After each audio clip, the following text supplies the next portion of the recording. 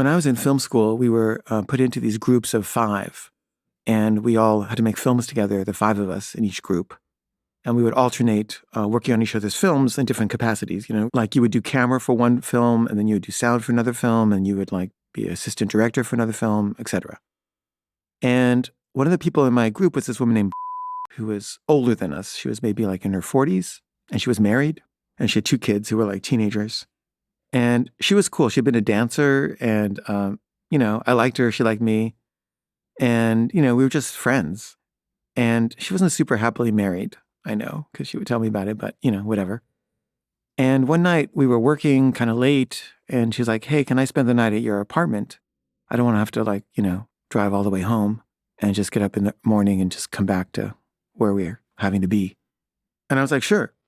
So she spent the night at my apartment, and she's sleeping on the floor, on the carpet. And we're talking, I'm going to sleep, and we're just kind of talking. And she says to me something like, "Do you think you could ever be romantically interested in me?"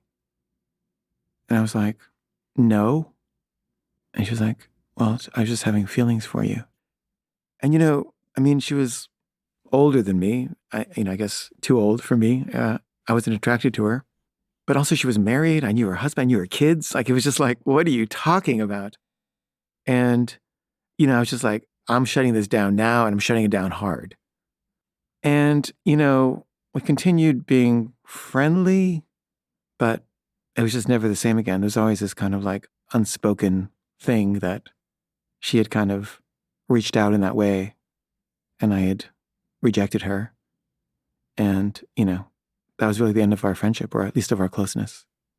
And I've often been in her position where I'm like, "Hey, you interested in something?" And they're like, "No." And I always feel like, can't hurt to ask, but it kind of can.